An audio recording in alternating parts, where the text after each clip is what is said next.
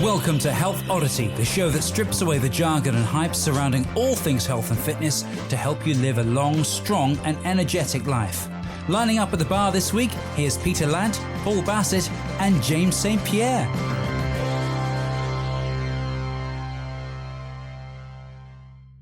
Hello and welcome to Health Oddity, episode 30. We have made it to 30 and I've just been informed by Peter Lant that according to Pat Flynn, if you make it to 7 episodes, you're doing well. So we're now on episode 30 and we have a very, very special guest who I'll introduce you to in a minute. But before that, I'll introduce you to the usual co-host, the usual suspects. Say hello, Mr. Peter Lant. Hello, how are you doing? You all right? And say hello, Mr. Paul Bassett. Hello. I'm glad to be here after kind of screaming and pulling my hair out. I mean, I did have a full head of hair before my Mac started playing up. Okay, well, we are here. You know, that's all that matters. And we are joined today from Denver, Colorado, USA, I believe, by Mr. Josh Hillis. So just quickly say hello, Josh. Hey, what's up, everyone?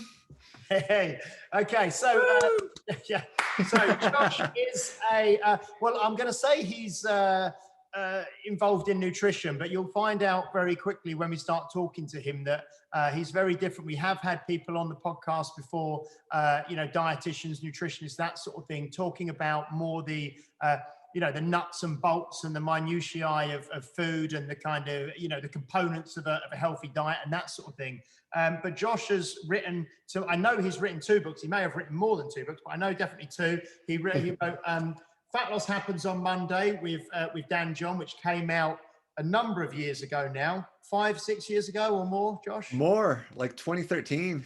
Wow. 8 years ago. 8 years ago. Okay. And he's recently, I think 2020, Lean Strong came out, which I'm currently reading. I've just realized I'm only 20 pages from the end, so I'm nearly there with that. But Lean and Strong. Don't give away the ending. I won't give away the ending. Who done it? Who was it? It has a post-credit scene, just so you know. Not like Dan John nearly gave away the ending to The Mandalorian when he was on. And I've only just finished watching WandaVision yesterday, so I'm up to that. Excellent. But yeah, Lean and Strong. On the cover, it says eating skills, psychology, and workout. So what you will find while we talk to Josh, he'll tell you a lot more about himself, and we'll get into a good conversation in a minute. But his books are more about actually making this stuff work and actually finding your own way and your own path and a very, very healthy and sensible and sustainable perspective on eating and nutrition. So we'll find out more. So over to you, Josh. Do you want to tell us a little bit about yourself and where you're from and what you're doing and what you're up to? Yeah. So I come from fitness, right? Like I've been a personal trainer since 2004. But I'm in school for psychology now and actually starting to do a little bit of research on eating behavior. And there was just sort of like this long progression where, like I got into training and I was doing like kettlebell stuff and some strength training stuff. And most of my clients wanted to lose weight. And it became pretty clear that like we had to solve some food issues. And it's just been sort of like a long process of sorting out like, how do I make a difference for more people, right? Like, like in my first book, it was kind of like more towards like, I was trying to get like habit-based food and I was trying like what might be considered like flexible dieting or something like that. And now it's progressing more towards like the psychology around eating behavior and managing like stress eating and cravings and what I'm calling like skill-based eating. And really all it comes down to is just that I wanted, like when I first started as a trainer, I was able to make a difference for this like narrow band of people in terms of weight loss. All my clients have always come to me for weight loss. So that's what I do. So in the beginning, I was able to make a difference for this like really narrow band of people. And I kept saying like, how do I expand that? How do we reach the people that like, just like dieting or just like, here's a macro plan, like didn't make a difference for? Or like it worked for a while and then it all came apart. And what was the turning point for you where you thought, because so many people out there, the people are peddling, meal plans or diet plans or ways of eating, and your book, you kind of go through all the different kind of current modalities of eating and kind of the subsections of dieting and that sort of thing, and you talk about all of them, but then you take a much bigger, broader approach. And one of the things that we've spoke about before on here is consistency and adherence. And the one thing that I love the whole, treating eating and diet, well, not diet, treating eating as skill practice, as you would do training and that sort of thing. How did you kind of, get into that side of things? So, just like everyone, so I started at a gym that had like a built-in like meal planning program. So I started with that, and I was like, okay, that's working for some people. Why isn't it working for others? And I was having people like log their food, like we were doing food logs, and for a long time, and you can see it in Fat Loss Happens on Monday, like I was really kind of hanging my hat on food logging. But what I realized was that when people would hand me their food log, I wasn't actually coaching their food. I was coaching like, hey, what happened here? And like, what could we do strategically about this? And so that's where it got into like the habit-based stuff. But it was just a matter of like, oh, so when you ate slower, like that made a difference. Or like, oh, when you planned ahead, like that made a difference. And so I started to look at like, okay, so there's these things that we're doing, whatever we call them. There's like these actions, and like they're influencing the food, and the food is influencing the weight, and people are tracking like the food and they're tracking the weight, but like these are lagging indicators of these actions over here. And it's just been a process of getting more and more away from like these lagging indicators more into like, what are the things that affect it, and trying to get smarter about that. And learning like, oh, okay, so like if we, some of it's like blindingly, like just amazingly simple. Like, oh, if we have kind of balanced meal, it's a little bit easier to self-regulate our food intake, right? But other parts are a little bit different. Like, hey, like what could we put in so that you pause and like actually like check in with what's going on when you want a snack. But it was all this matter of like getting at like all these diets and all these things, and all the things, like they'll work in a way because like I was saying, like if you have like a semi-balanced meal, like it's easier to regulate, but they weren't getting at the actions that actually made a difference, like planning for what you're going to eat, on that day where you have to work 10 hours and you have to pick up your kids, and then, like let's get it, like let's actually go into your real life and handle the things that are going to have all the rest work. I like that, because how many people actually have days where they don't know what's going to happen from minute to minute? Okay, like people have like we talked about this last week, I think. They have breakfast, lunch, and dinner, or breakfast, dinner, tea, as it is up north where I'm from. Which gets very confusing, but anyway, breakfast, lunch, and dinner, which they don't necessarily need all of them. We were talking about 2 meals a day and all of that sort of stuff. So I get when people get like they'll be like, oh, I didn't have time to make anything, I just had to grab something here, and you talk about meal prep in advance and all of that stuff. But how many people do you think actually on a given day that is true? Or it's like you could plan ahead quite easily in like even the day before, do your shopping the day before for tomorrow, and then it's like then you've got your stuff, so all you need to do is eat that, and that's all you've got. Then every now and then you'll buy it the day before, the next day it'll just be something will happen, throw your day out completely, and then you'll be like, right, I'm just going to go and grab the nearest thing. But that's how often is that going to happen? It isn't an interesting thing that you brought up, Josh, is that you're talking about skill. I mean, when we're doing deadlifts, kettlebell swings, any kind of physical movement, swimming, whatever, we're always talking about how to acquire more skill, so that with that more skill, we can lift heavier weights, we can work more intensely with less injury, chance of injury. But then when we eat, we suddenly expect these skills to suddenly appear overnight and us to be a high order eater. And really, we're a novice. And I had a conversation with a lady today and I said, at the moment you're a novice, and that's fine. But that's quite freeing, because then, if you invest in your education, you will work your way through the skill levels to intermediate to potentially expert, depending on how far you want to take it. Yeah. And that gives you a sense of self-efficacy and agency over the whole thing. So I'm interested to hear your kind of how you're overcoming some of these kind of challenges for clients. Yeah. Okay.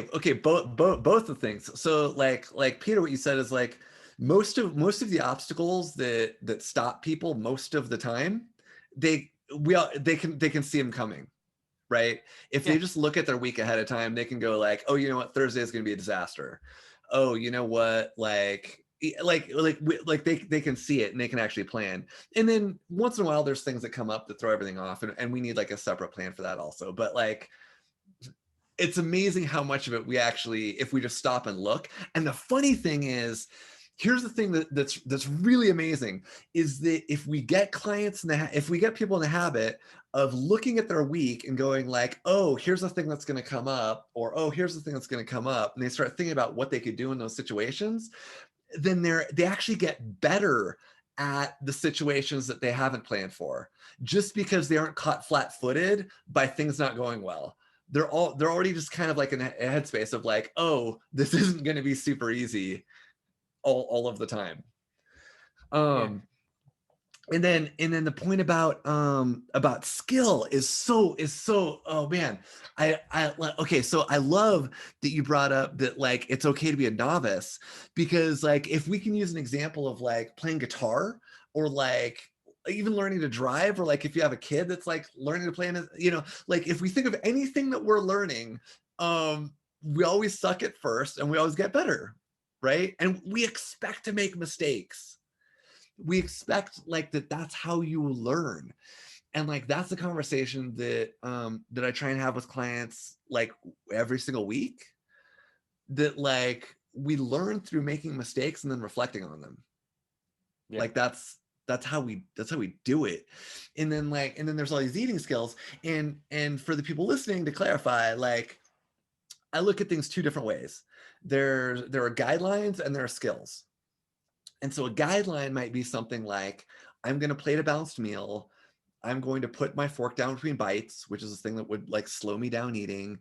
And like with those guidelines, they're guidelines, not rules. They're like training wheels to learn a skill, right?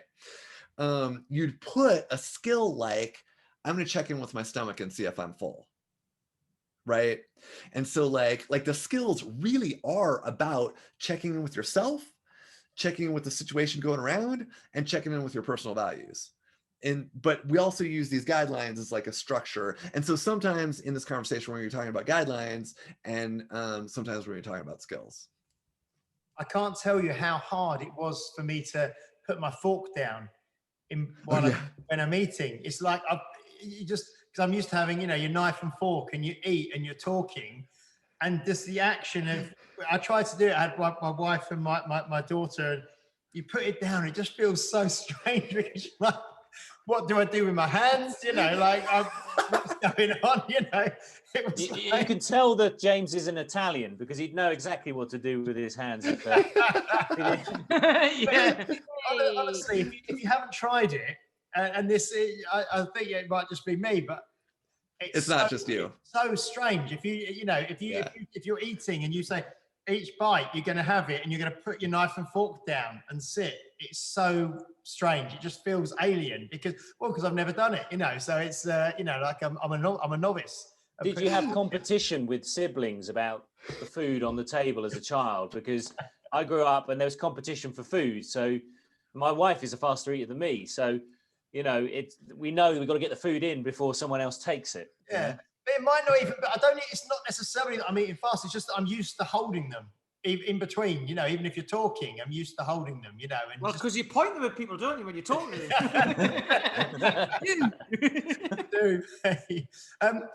One of the first things, Josh. One thing I just want to throw out there about that, for people listening at home, putting your fork down with bites is just a way to slow down. Yeah. It's not the only way. It doesn't have to be between every bites. It doesn't have to be between every bite, but it is a way to slow down so you can check in. Okay. And you mentioned, what was I going to say there? Because you mentioned, one of the first things in the book, it might even be the first thing, the first level is don't diet or stop diet, don't diet. I think that we were talking just before we pressed record about someone, people I've spoke to who I've recommended the book to, started reading it, who've been in a diet cycle, and I think you call it like a diet cycle of failure or something along those lines. But like they've been in this diet cycle for the last 30 years, and they're trying to take some of the guidelines and some of the skills, and she's saying how hard she's finding it not to turn them into rules. Because they want that that tell me what to do and I'll do it. And it's so, I mean, that's a challenge for so many people, isn't it? I think because we've been conditioned for decades on this stuff. Absolutely. Oh man, it's that is the biggest pitfall, is to try and turn these things into rules. And like you said, we have been conditioned for decades. There is an element of like, it feels kind of secure if something is a rule, right? It seems really simple, and simple feels like it would be better. Unfortunately, simple like diet rules are simple to the point where they're like fragile, right? Like they break in so many different situations, stress or schedule or like anything throws it off, you're done for. So the trick for people that are trying to move from diets to any kind of like skill-based approach or habit-based approach or anything with a little bit more flexibility is to just notice their thoughts. They don't need to change them. They don't need to make them go away, because they're not going away, right? They're like, if you've been dieting for 30 years, you're not gonna like stop having thoughts about like moralizing food and dieting, diet rules and perfectionism and things like that next week. Like that's not happening. But you can notice, and as soon as you notice, then like you notice those perfectionist thoughts, you can go like, oh, that's a perfectionist thought, or oh, that's a diet thought, or oh, that's a rigid rule. And you can be with it without acting on it, without dwelling on it, without like, you can just let it, and they'll come and go in their own time. Don't need to fix them, don't need to change them. But if we notice them and separate ourselves from them, then we've got power to take different actions from what we've done before. So that's a bit like, sorry, Pete, go on. I was going to say that's a bit like meditation, just going off on a tangent a little bit, but it's a bit like meditation, because people think meditation is just like switching off all your thoughts and being with yourself, and you can't do that.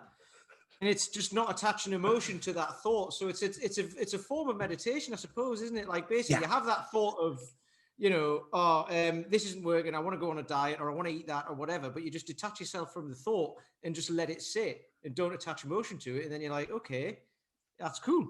I don't have to do anything about it. You nailed it. You totally nailed it. And that's a great point, because people that have done meditation can actually transition into this. And it's a little different, right? Because it's not like, oh, I'm going to notice my thought and come back to my breath, or notice my thought or come back to, it's more like I'm going to notice that thought and then I'm going to come back to my skill practice, or I notice that thought, or maybe I'm just going to go back to work, or maybe I'm just going to like notice that thought and go back to hanging out with my kids. And a lot of people actually do say that they can't believe how much more like people that have dieted like all of their lives and started when they were kids, when they start doing that, they can't believe how much more present they are with people. That like how often they were getting pulled, like if they were having dinner with friends or family or whatever, how much of the time they were getting like pulled away by these like diet thoughts, versus when they could actually like notice and like come back to conversation. Well, that was something we had with Maggie last week, wasn't it? Like Maggie was, she used to use Weight Watchers. She was one of the team leaders for her group, and she would see the world in terms of the reds and the green foods, and she would look at plates, and it would be a consuming kind of element to the way she analyzed her food intake, which which meant the social situations were intruded upon and things like that. So it's very difficult. It's like a learned behavior, and it's very difficult to snap out of that, isn't it? Yeah, exactly. What sort of difference is it? Because I'm just thinking back to the guitar analogy, like learning to play the guitar. Yeah. Right. And if you're learning to play the guitar, you know if you're rubbish or not, right? You can hear it. You do though, don't you? I mean, you hear differently in your own head sometimes. You're like, oh, that sounds like Eric Clapton, I do, and everyone else is sitting like, yeah, you haven't seen as many bands as I have. Well, you know if it's good or not, right? And you know, like a deadlift. You can kind of tell if you're making progress. So what's the difference there for people? Because it's a struggle with eating. This is why I always find it very fascinating that food is just like food, nutrition, all of that is like it's on a different level to everything else. Because you can't see the progress like now. You can't, like on a guitar, you can't think, oh, I nailed that. You can't actually see it until a week down the line, 2 weeks down the line, like a month down the line. If you've got if you're morbidly obese, you can't see it for a year or so, possibly. So how do you get people to kind of realize that? So the first thing is that we still track. I don't track food anymore because what I actually want to change is behavior, but we track behavior. And so if we're working on a skill, then there's depending on how many meals a day you eat, like let's say 3, that would be like 21 opportunities to practice in a week, right? Or if you're working on a between meal skill, right? Like if you're working on pausing 10 minutes before snacking, then you also have 21 times to practice because you've got like breakfast to lunch, lunch to dinner, dinner to sleep, right? And so we track, and so we set goals, and we might start off with okay, we're going to take these 2 guidelines and this 1 skill, and we're going to practice each of them 10 times this week, or you might say oh, you know what? The guidelines are a little bit more concrete. They're a little easier to get my head around. I'm going to practice those 14 times this week. And I'm going to practice that skill of noticing when I'm full 7 times this week. And so you're looking at that and you're like, okay, I hit the goal or I didn't, right? But let's say I do, then maybe next week we're like, okay, what do we do? Do we add another skill? Do we bump up the frequency? Do we, but we could actually see really clear progress. Oh, wow, when I started, I never, actually checked in before having a snack or not. I never checked in with myself. And now I'm doing that 14 times a week. Now I'm doing that most of the time. That's a big difference, and that will show up on the scale and it'll show up in, but I mean, right now this week, you can see it. You can be like, yeah, that's better. I think the one that I've used again myself, obviously reading the book, it's not like I haven't sort of said, well, I'm going to start following this now, but you do just by reading the book, you get so much more of an awareness of yourself, and if I feel like having a snack or something, it says about, take some time and think, are you actually hungry for just a specific thing, like a craving for something sweet, or are you hungry for a balanced meal, and then just give a bit of time and sit with, like you say, and I think you call it, is it diffusing, where you sort of separate the thought with the action? Yeah. Well, I'm hungry for this sweet thing, but you like Pete said with the meditation, you separate that. It just because I've got a sweet craving, I've got to eat something sweet. You can separate those 2 things, and you give yourself a bit of time to sit with it, and it's fascinating. It really is. It's a totally different way of doing things, and I think that's why people probably do find it quite tough, because it's so different, Yeah.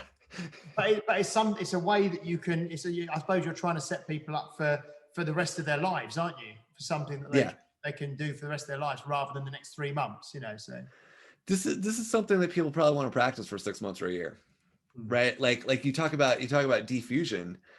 Diffusion's a pretty high level cognitive skill. It's like the black belt skill of the whole program. To explain it to people, it comes from contextual behavioral science.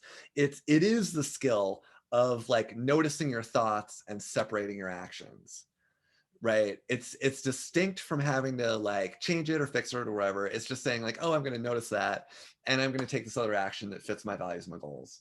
And what you're talking about right there is using it with a craving, where you're like, oh, I'm having this craving. Like let's say you actually check in, just like you said. You're like, oh, I checked in, and really all I want is this cookie. I'm not really feeling like it. You know, like, okay, so that's probably a craving.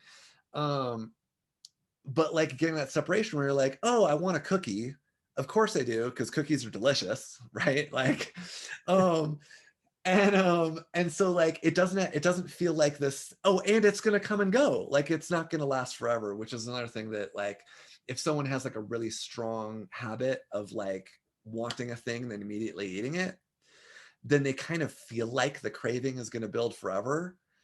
They don't know that like, oh, if I wait like 10 minutes, it usually goes away. But yeah, so for the people listening at home, there's like, if you meditate, you can take any of the metaphors from meditation that you've ever used and port that over into diffusion. Now I'm starting to call it unhooking because it's a little easier. You can port that over into unhooking for food cravings. A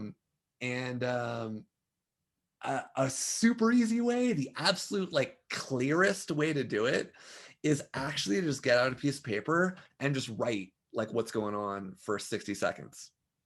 Because that same kind of separation that you get in meditation, or that same kind of separation that you get with like a metaphor, kind of happens automatically when you write something down. All of a sudden you can see it and it doesn't feel like personal and urgent or like a command, and you can be like, oh, you know what? I don't feel a hollow feeling in my stomach. I feel tired. I'm frustrated that my boss just yelled at me and I've got a project that's due. I'm probably not hungry. Do I want to have a cookie? Not this time. You know, like it can be that, and it's so easy on paper. Or the flip side, just so everyone knows, like this is all like very flexible. You could be like, you know what? I haven't had a cookie in like a week, and like this cookie is delicious, and it's like a chocolate chip cookie, and it's homemade, and I love it. I'm gonna have it. Like you can actually make that choice. That choice is totally allowed. The whole thing is just that you have a choice, that it's not automatic. So what happens, and this is I did a little survey actually, well, I say so, it was a very casual survey with my clients about what are the big challenges they find with their current diets or nutritional approaches. And what came up was firstly boredom eating, then stress eating, and then typically emotional eating, where I mean, I see them as a staggered in terms of their kind of their kind of all-encompassing kind of feeling. Certainly with the emotional eating, which is obviously sometimes historic kind of behaviors that have been embedded since childhood or whatever. Those are the kind of situations in which it is very difficult to pull yourself apart from the very intense emotions that food may have for you. So I'm totally on board with the fact that is a black belt skill, because you kind of need to put a bit of work in before you can really truly separate yourself from those things. So what are you doing for people who have these, firstly boredom eating, which is I think probably easier to solve, but then the stress eating and then the emotional eating? How do you apply those principles? So for like there's stuff that you can do during a meal that will help with it, but like specifically between meals, the first thing that we have to do is we have to put in a gap between the stimulus and the response, right? I like to have people pause 10 minutes. So like I have a craving, I'm going to pause 10 minutes. That gives me time to check in, and then I can go through the other stuff. Then the next thing that we add in is a skill of like checking in with myself, which is going to be like, do I feel a hollow feeling in my stomach, or is this something else, right? And a lot of people are like, oh, I never thought about like, do I feel a hollow feeling in my stomach? But that's like the clearest like physical indicator of hunger. The next would be like was brought up earlier. Am I hungry for like this specific thing, or is it a balanced meal? And then the last is, if I pause, does it increase or does it fade? hunger will usually continue to build if you wait, 10, 20, 30 minutes, right? Cravings often fade within 20, especially if you like go back to work or go back to hanging out with people or whatever, like you forget. So there's that second piece of like checking with yourself and seeing what's going on. Then you can get a little bit higher level and check in with the situation. And you can go like, what's going on right now? Okay. Clearly I am stressed. Like clearly, like there's this work thing that I just don't want to do. Once you know that, you can deal with it. And then you've always got two paths. You've got three. You've got, do I put in self-care instead of food? Do I put in unhooking instead of food? Or do I put in self-care and unhooking? So one thing I've noticed a lot of times is a lot of my clients eat at work because they never give themselves breaks. Literally the only time they give themselves a break is when they eat a snack. And so a lot of times they just need a walk around. I used to be walk around the office, but now pandemic times, walk around their house or whatever, I had a client say that's exactly the same thing. Yeah. What she's trying to do now is watch YouTube videos instead of eating, because she's just sat Zoom meeting, and she told me she's got addicted to tarot card readings on YouTube. But, I mean, That's awesome. So it can be a slippery slope the other way.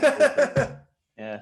I mean, she's going to give up work because she's going to be a millionaire. It's just cards have told her. It's fantastic.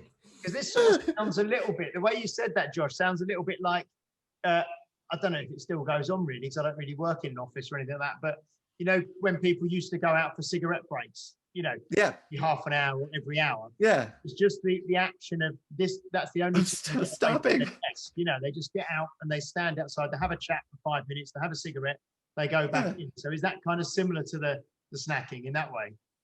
Yeah, I mean, a lot, like the thing is we actually, I mean, depending on the kind of work you do, like we aren't optimal, like we don't perform optimally, like going straight on forever, right? Like most of us don't. I use rescue time, which is a thing that like actually like tracks my productivity. And I'm actually significantly more productive if I take some breaks. Like I just am. I think everyone is. And so, yeah, like, and it's one of those things where like that's kind of helpful to know, like for clients that are super type A or have super stressful jobs. Most of them have found out when they've actually tried it that if they actually just like take deliberate breaks from time to time, they're actually more productive in actuality. I think that's a great. I really two things. I really like the idea of just taking a break, but I also like that idea of that 10-minute gap between the stimulus and then making a decision. We've all had it when we've got an email in from something and our blood's boiling or whatever, someone's texted us and we want to just respond straight away. And my wife's the first person to always tell me, said, Paul, you need to cool down. You need to just respond to it in half an hour or something like that. When you've had a bit of time to process it, Totally. You make a bad decision, don't you? Heat of the moment. Don't do it. Yeah, that's it. Yeah. And one of the things, Josh, we haven't talked about, which is a massive part of the book, which I mean, I've always loved doing work on values and things with people, but the whole values sort of section, and then the way you talk about, your values are the person you want to become and the person you want to show up as, and the people you respect have these values, and then tying that to your kind of food practice and your diet practice and your workout practice and that sort of thing. I mean, that's something I've never really seen. Well, I've never seen in a diet book before. You know what I mean? It's just something, and it's a huge part of it, isn't it? So can you talk a little bit about that, maybe, for the listeners? Yeah. So for people to get a sense of the way that we're talking about values, which is sort of like a very like motivation science kind of way of talking about values, or a contextual behavioral science way of talking about values, what we're talking about is really kind of like character strengths. It's kind of like a specific way of being. It's not like moral. It's not like it's not a goal. It's something like I value, and like you could have different valued areas of life, like, oh, I value the area of family, or I value career, I value learning, but what we're talking about is actually like a character strength. Like I value conscientiousness or connectedness or self-compassion. It's like a way of being, right? And so if a client chooses like adventure, conscientiousness, and self-compassion, right? They've got adventure, conscientiousness, and self-compassion. They're actually going to start practicing drawing on those for their like weekly planning. And at the highest level, they're actually going to use those in the moment to make decisions. So what the thing that opens up is a lot of flexibility and a lot of like noticing how one situation is different from another, right? Like maybe when it's a random Thursday, I want to emphasize conscientiousness. And maybe when I'm on vacation, I want to emphasize adventure. Or maybe I'm out at dinner, maybe in post-pandemic times, I'm out at dinner at this really cool restaurant, and it's like a different cuisine than I've ever had before. And like adventure really matters to me. So I'm gonna order more than I normally would because I want to try more things. And like you can actually make those kinds of decisions, or you could say, you know what, like I went out to eat like 7 times last week, and that seems like way more than normal, but I had these things, and you know what, this week I'm going to be more conscientious, and that's going to look like I'm going to practice these skills more often, and all those kinds of things open up. It's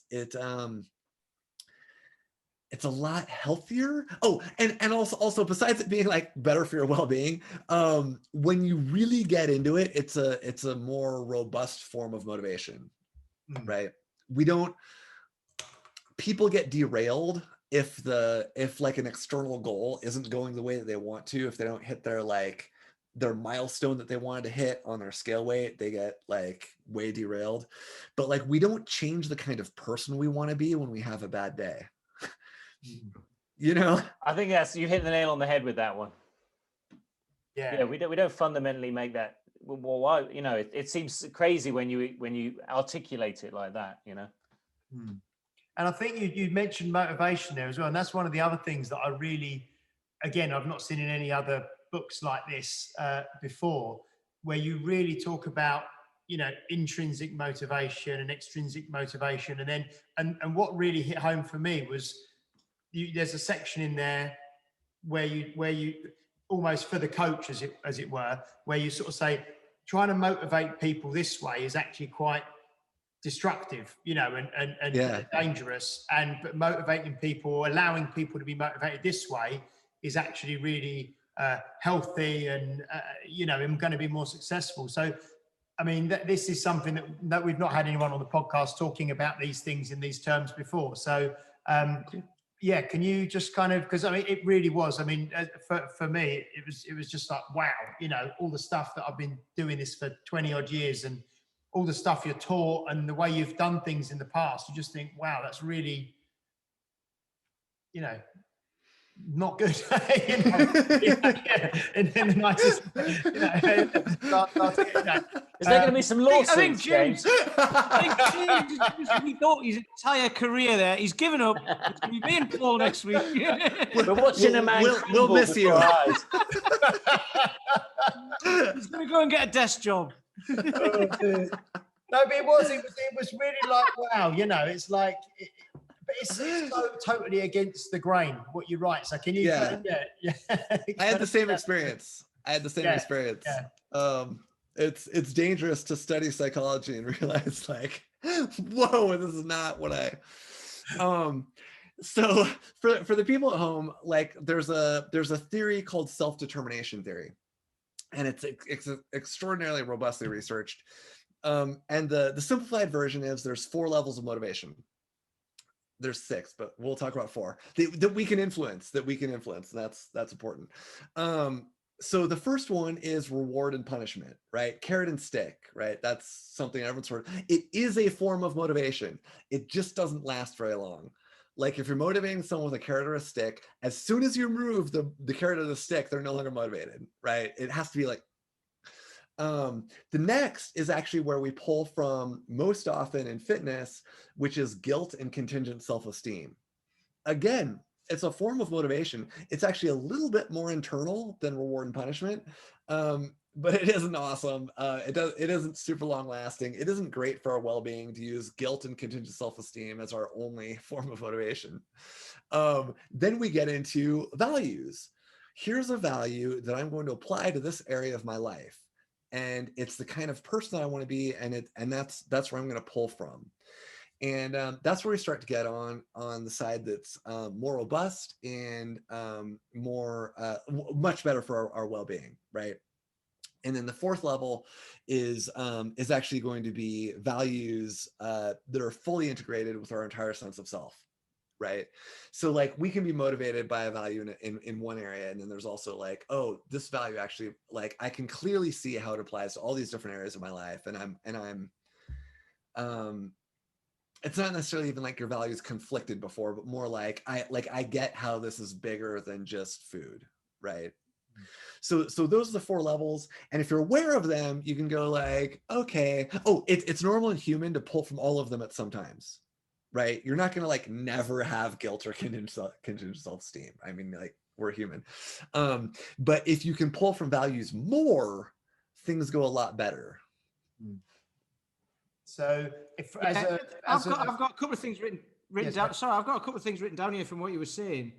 Because like the whole thing about like using the cookie example, well, no, not using the cookie example, using the example you said about having the values of conscientiousness, which I'm glad you picked. Thank you for that. So I have to keep saying that. Adventure and the other one, I can't remember. But when because like if you have a craving for something or whatever, it, like you were talking about, if you write it down on paper, which you're not always going to do.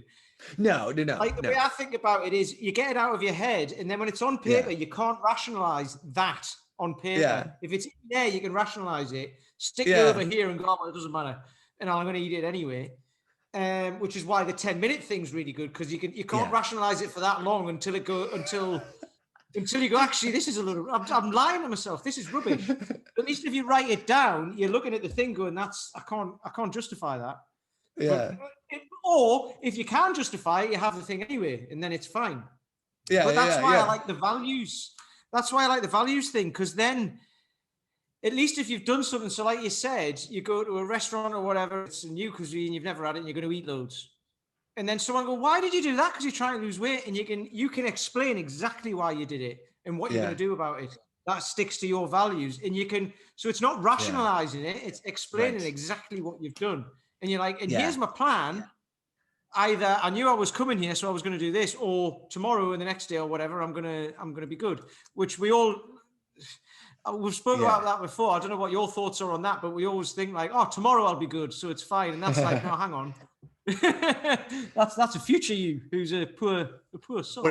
What if it's all good, right? Like I had a client that that making pizza with her son changed everything. That they actually took a pizza making class, and like this like weekly pizza making class was this wonderful thing for them to do. And like before she would have thought like, oh, pizza's not on my diet or whatever. But here she was like, oh, like my connection to my family really, really matters. And like having this pizza night makes all the difference. And she got really, really like it was the best choice for her. And the thing is, she got to where she was like, oh, you know what? Like we can go and make a pizza, and on a pizza night, I have 2 slices of pizza and I stop. And she's like, I can actually do that anytime I want. Like she had like 2 slices of pizza and a salad, and it's fine. And so like we start to see like, oh, like you know, good or bad, or it's just like, is this workable with my values? And like that was workable with our values. And like having a glass of wine on date night, you know, is workable with a person's values. Or like, you know, like, and that's different from like the end of the day, like they had a rough day and they're like, oh, I'm gonna kill 3 beers because I had a stressful day and I want to chill out, and I don't know how to chill out without it. And like being able to make those kinds of choices, It's so cool. It's so cool. And like, this comes all the way back to the beginning where we're talking about like why diet rules are like appealing. Cause it isn't messy. Like, and what we're talking about is a little bit messy, and people have to play a lot. They have to go like, oh, you know what? Like those 2 slices of pizza I had, like that actually was like really does fit the kind of person I want to be for the rest of my life. Or like, oh, you know what? That when my coworker brought in donuts, I had that donut, it wasn't really that good. And you know what, like that wasn't it. And so like they have to figure out like, when do I want to make these choices? And it's entirely individual. It's totally like no one can give you a rule book, right? And so that's what's fun, and that's what makes it exciting, and that's what actually takes a lot of reflection. So what do you do with clients who say, for example, get success in the short term, and they kind of hit a short-term goal and it feels great? They've lost 6 kilos, they've dropped a dress size, or they feel better. They put a lot of effort in for 2 months, 1 month, 3 months, and then they just coast.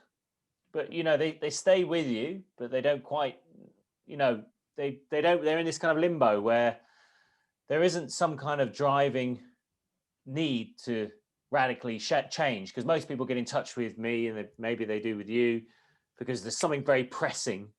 They apply for a program, and they're like, I've got to do this now, I've got to do it now. And they kind of achieve a bit, and they achieve enough to see change, but not really ever get them to exactly where they wanted to go when we first spoke. Oh, man. What happens there? So many now. So many good things. So here's the thing that's great is that like I'm trying to coach them to eat in a way that matches their values, and they get to say what that is. And I've had clients that got halfway to the goal that they signed up for, and they're like, you know what, like I'm eating the way that I want to eat, and I'm connecting with people the way I want to connect, and I've never felt better in my body, and I've never felt better about myself. And you know what, I'm just going to work on like deadlifts and pull-ups, like or like whatever, like they get to choose. They actually, for the first time in their lives, they have autonomy about their goal.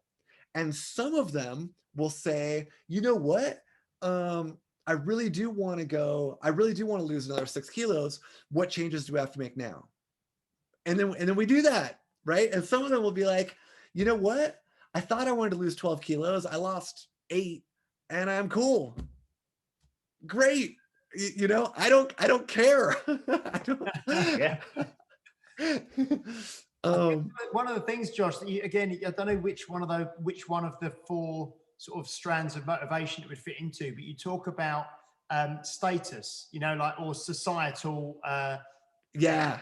expectations, where I think probably a lot of people, when they start exercising or they start training, and I'm sure that all of us have had it before and get it fairly regularly, where people come to you and say, certainly in the UK anyway, oh, the doctor has said that I need to weigh this much because then my BMI is, I'm in my healthy BMI. So we've got a guy that I know who's currently 17 stone, and he's got this thing, and he said, right, the doctor said I need to be 12 stone 3, which is what? That's precise as well, isn't it? Like 100, like say that, I don't know, is it 185 pounds or something like that in American? Yeah. So they kind of, but that's, it's not really their goal.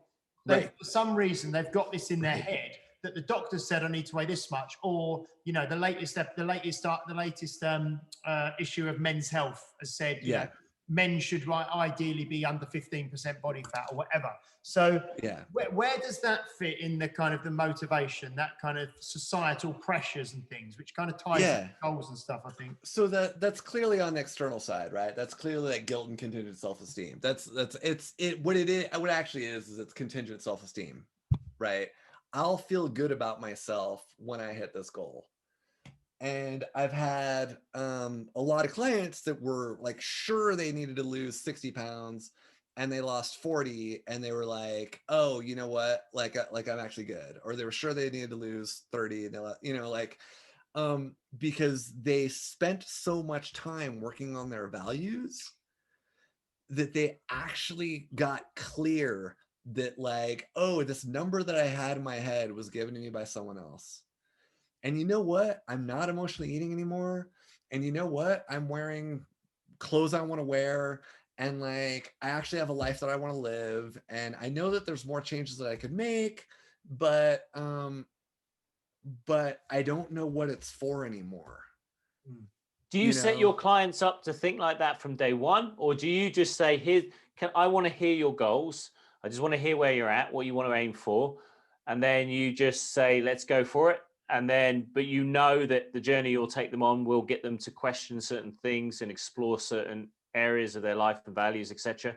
And then you know that they're probably at some point they'll have that reflection. Or do you introduce it right at the beginning and say, well, actually, I wouldn't be surprised if you start reflecting differently on your goals in the next 8 weeks or something? That's a great question. I actually usually do. So we start talking about values pretty early, sometimes session 1, sometimes not, depends on where everyone comes in kind of different places.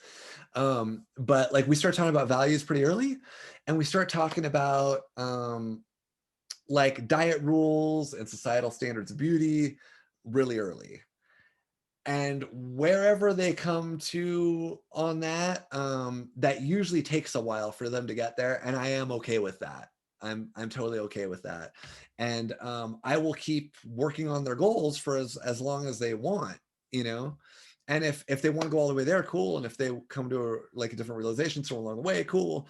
But yeah, to answer your question, like I'm introducing the idea of societal standards of beauty pretty early, but I'm not necessarily saying like, hey, you're going to change your goals, because that's I'd be afraid of that feeling kind of invalidating, and I'd also be concerned that they might start to feel like, oh, are we going to be able to get like does this not work? Or because we can get, it's not an issue of getting there. Like we can get there if they want to make enough changes, and we're gonna see how many changes they want to make before they, Well, it's like Tracy Rifkin, didn't she say? I lost 100 pounds in 6 months. I just did it. I wanted to. People told me I was doing it too quickly, and I just wanted to do it that way. And she did it. No one stopped her. But someone else may want to do it a bit slower. They may want to come a different route. They can do whatever they want. I work for them. The funny thing with this is, right, what this might go with what James was saying earlier about what you learn in the beginning. But when someone comes in and says, I want to lose this much weight, it's like, why?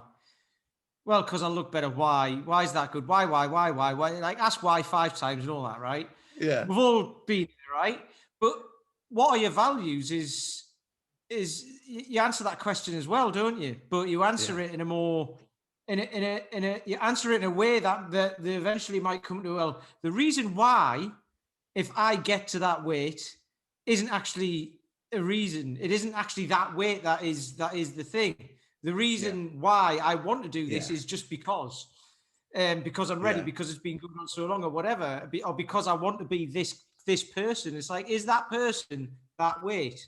And it's like, well, I don't know, do I? Like, that person is me. So it's that's what I like about this. I think it just draws out the why without actually being the annoying git sitting there going, why?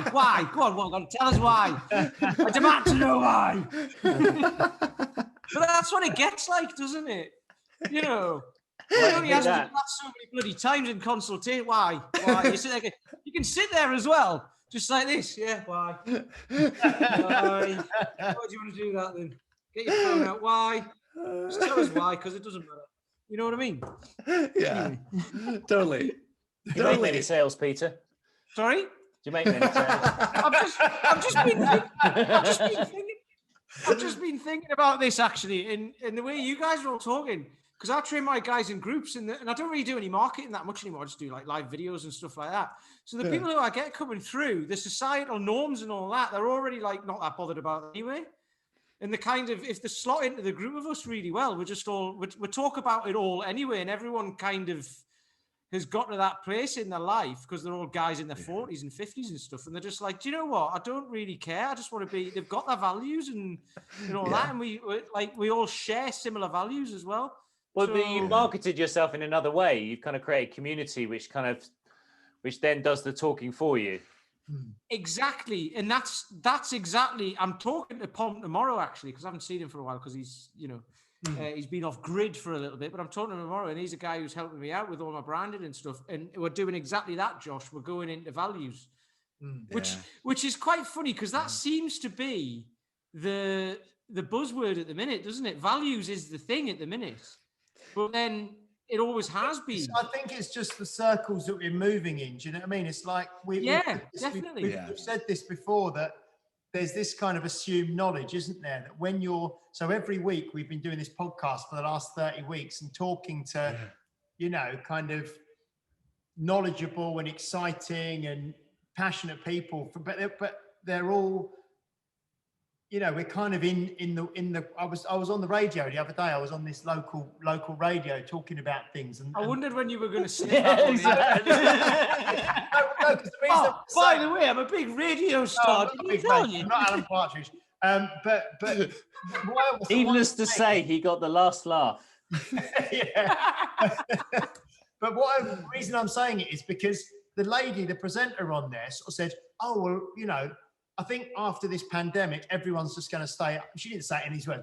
Pretty much was saying, I think after the pandemic, everyone's just going to stay at home, aren't they? They don't need gyms. They don't need people like you. She didn't say it like that, but there was a kind of thing that she was saying.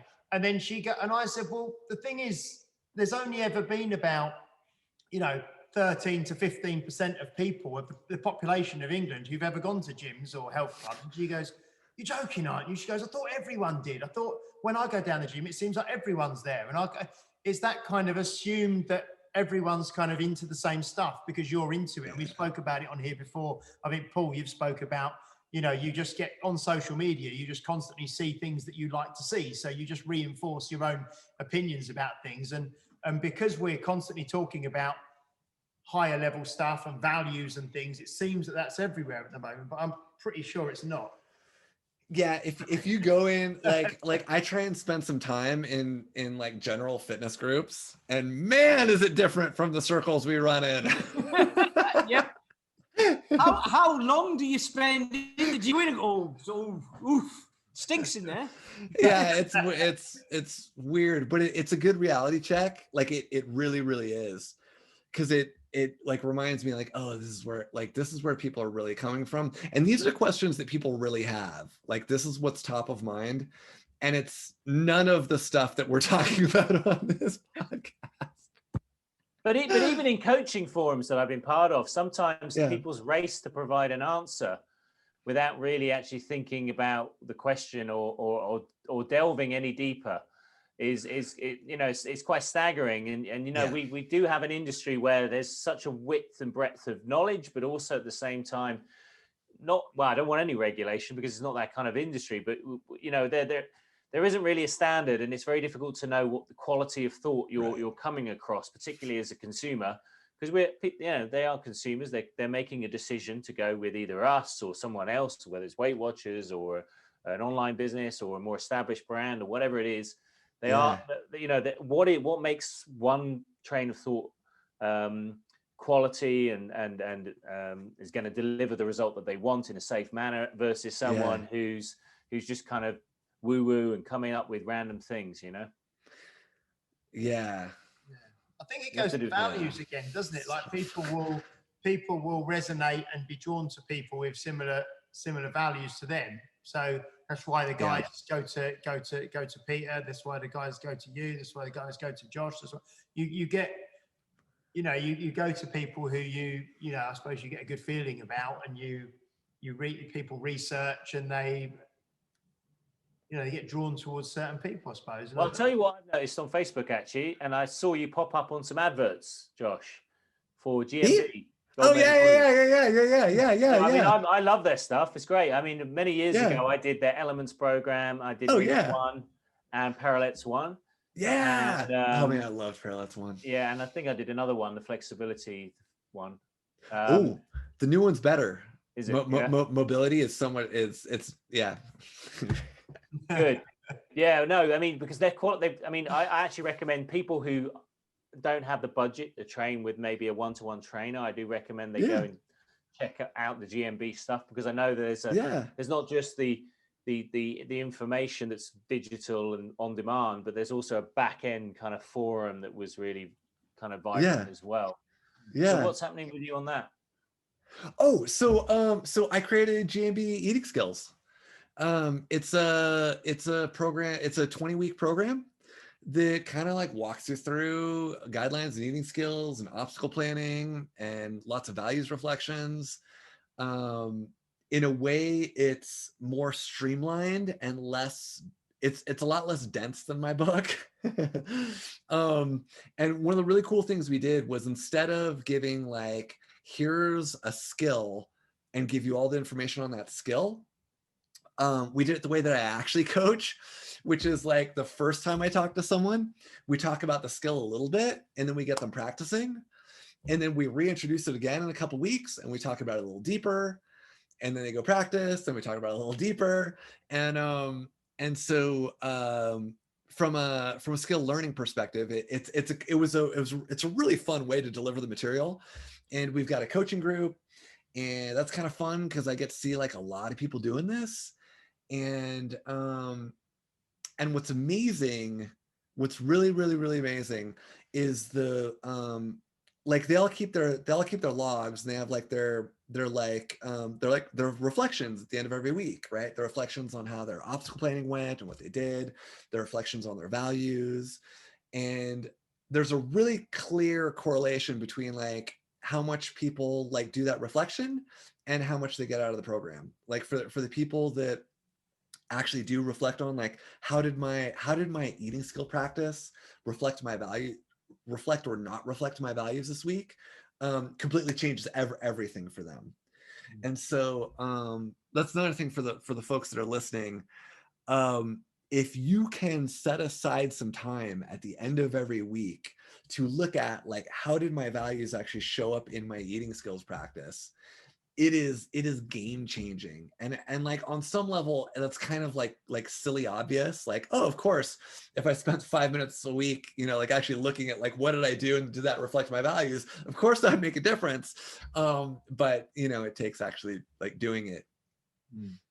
But that's so easy to do as well, because did it? Yes or no? It did. It didn't. What we're going to do? Like, it doesn't take any time at all, does it? You can't really talk around that. You just go, yeah or no.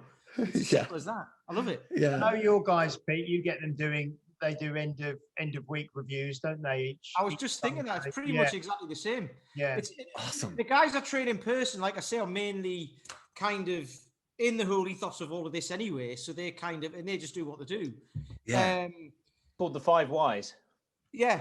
I just ask them why once a day, on a Monday, Tuesday, Friday, and then I give them Saturday and Sunday off. No, that's the coaching program. For my online guys, I get them to write down 3 wins a day, and then they've got 21 each week. I'm thinking I might change it actually to values, but yeah, it's all from similar sort of stuff, just writing stuff down, taking 10 minutes at the end of the week to reflect on your week. And then I say, what was your win? Why was it a win? It's not just like, right, I had a win. It's like, well, that's great. What are you going to do about it? So it's like, why it was a win and how are you going to carry that forward into the rest of your life, basically, but into next week. And then what's the one thing, just the one thing you need to do next week to help this progress go ahead, because that's the other people then sit there, don't they, and go, right, so this week I'm going to do the putting my fork down thing, and I'm going to reflect on my values, and I'm going to I'm going to use those values when I'm in restaurants or whatever, when after COVID, and like all the other stuff you mentioned, I'm going to, like we said, I'm going to do all of that this week. And it's like, no, you're not. You're not. Yeah. You think you are, but you're not, because you've got a job and kids and all of that. So what's the one thing that you need to do out of all that? And then they'll go, well, the main thing at the minute is this is what I need to focus on. And sometimes what I tend to find is someone will say, oh, the one thing I need to focus on is my fitness or something. And it'll be like, no, it isn't. You're now what you're doing is avoiding the very thing that you need to focus on. So do that. And then they'll say exactly what it is. And I'm going, yeah, that one. So do that. It's amazing what the difference it has, because it keeps people on track without permanently thinking about it. They've just got to think about that one thing that in everything they do that week. And does it? It kind of is a sort of values thing without me realizing I was doing it. Yeah. Yeah. Yeah, you're very values oriented. You're very autonomy supportive. Like you're asking questions, it's all coming from them. You're like facilitating them creating their own program. Like that's amazing. That's amazing, amazing. And I love that you bring up that like They don't really need me, but they just need to ask themselves these questions. it's they'll be useful. listening. Okay. It's useful to have someone. Thank you. He saved his business. Well, no, I mean like no, but I mean like when I got really good at coaching, I started to feel like I was cheating. I was like, it's all coming from them. Yeah. They can figure out all their stuff. Like it turns out they actually know their lives better than I do. That's the big secret that the fitness industry wants to keep under wraps. That's what I'm going to put on the adverts. The secret that fitness professionals aren't telling you. Yeah. What you've got to do that advert as well, you've got to have a bit of paper with "Change My Mind" written on it. Oh, right, yeah. That works apparently. Oh, so like you bring up like not having too many things. Yes. I would say like not having too many things and also not having too hard of things, right? Like we've talked about like learning guitar, we talked about like deadlifting, we talked about like, you know, first time you play guitar, you're not playing Van Halen. First time you deadlift, you're not deadlifting 325. Everything's progressive, and it's amazing how much you can like how much complexity you actually can have in if you layer it very slowly. And so it's one of those things where like we talk about like making decisions in the moment based on your values. We start with plating balanced meals. we start with what would it look like to have 4 to 6 hours between meals without snacking, and then we just see what comes up. Yeah. I mean, the thing is if you took a poll of each of us as individuals, and we would be, you know, people hold us up as as hopefully living the life that we try and coach people. You know, we try and live a healthy life. We actually probably only ever utilize a handful of skills on a daily basis to succeed. We don't kind of sit there doing all these higher order stuff. We're probably just buying our food in advance, roughly know what we're going to cook, base our meals around a bit of protein, eat vegetables, don't overeat the calories, whatever it is, you know, and we just do that probably more consistently than people who don't, you know. Yeah. But that comes from, I think, like it's like what Josh is doing. He's just pulling from, well, he's obviously studying psychology, which is a big thing of it, really. Let's face it. But it's kind of pulling from all those other all these other areas, isn't it? Because like it's just reminded me of so that's habit stacking, isn't it? Which you've just been talking about, which James Clear talks about in Atomic Habits. And you start out with one, and then if you can do that one, you slot another one in there, and then you've got this stack of habits of like, well, just after I've done that, I'll do this, and then do that for a couple of weeks, and then just after I've done those two things, I'll do this, and then all of a sudden, you've got those habits there. And then what I think what Paul's just said is basically like, we're not doing that all day every day, but you'll be like, right, okay, something slipped here. You go to your toolbox and find the habit or the thing that you need that gets you out of that, which we all do, because your focus changes, doesn't it? Like day to day, week to week. And if you focus, we were talking about it ages ago as well, to go with your previous life, Paul, the graphic equalizer. You know, this will go up, this will go down, and then you've got to go and get out your toolbox to bring this back up again. And as long as you're edging it all upwards like this, you're doing all right. Yeah, you're looking at me like I'm weird. No, that totally frozen again, Paul. So like the thing that you brought up that's actually okay, so there's two things that are super important.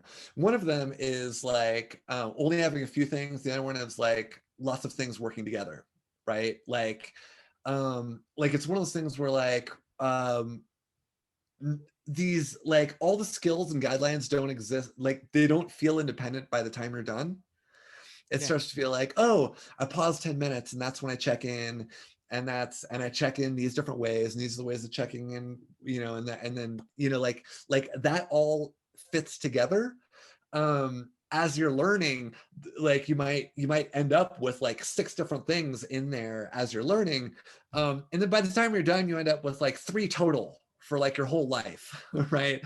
People leave with like, oh, you know what? If I pause 10 minutes, like that solves out like everything for me, you know? And so there are like stages of it where there's stages of it being like really small, to like get that in, and then like adding things that help those things, and then you've got like a bunch of things and they kind of like fit together, and then you can like pare it down again. And then in the end it you know, I guess it's kind of like the what is it, chop wood, carry water, you know? As a beginner, chop wood, carry water; as a master, chop, you know, like it gets bigger and then it all comes back down again. Oh, that's absolutely fantastic. I'm conscious of time, Josh, because you've spent a lot of time. We've done about an hour and 10, I think, of actual recording. And I know you've got something else to get to. So, so absolutely fantastic to speak to you. Yeah, it's so lovely to connect with you and to talk with you. And it's been a really interesting conversation. I think it's followed on really, really well from Maggie, who we had on last week. You know, talking a lot around food and chronic cardio and kind of diet models and that sort of thing, which has been great. Pete, do you have anything you'd like to sort of say in conclusion? I think I've said enough, so I'm going to shut up now. God, it's night time as well, and I've been talking a lot, so sorry. I'll go back to how I was last week when it was 10 o'clock and I was tired. Paul, do you have a final thought at all? Final thought? No. No. I mean, it's been great to speak to Josh, because I bought your book, Fat Loss Happens on Monday. A few years back, and I actually still keep referring to it. I don't have it in physical copy like James. I've got it on a Kindle, okay. No, there's just some real truths there. And one of the big struggles that I had as a new trainer was, how do I take these that seemed on the surface incredibly complex kind of issues that people bring to the table, you know, whether it was the stress eating, the emotional eating, particularly the emotional eating, where it's really complex because there's loads of different reasons why people do it. You never know when these things are going to derail people. And as a trainer, you want such a linear progression for your clients. You think in those terms. You think, oh, like when we do deadlifts and program for barbell work, you know, you just add 2.5 kilos or 5 pounds, and you just have this very linear progression. And then when it comes to food, you have it within you that you want to create that linear progression for your clients. And it just never is. I mean, the reality hits you very quickly, you know, a few months into your job as a trainer, that's just not going to happen. And so reading your book, and obviously as I work with some other great trainers, I know you wrote books with Dan as well. And so it just gives you it gives you the confidence to know that you're on the right track when you read that stuff. The books you've written, you know, thanks for finding the time to speak with us today, because it's been a fascinating conversation.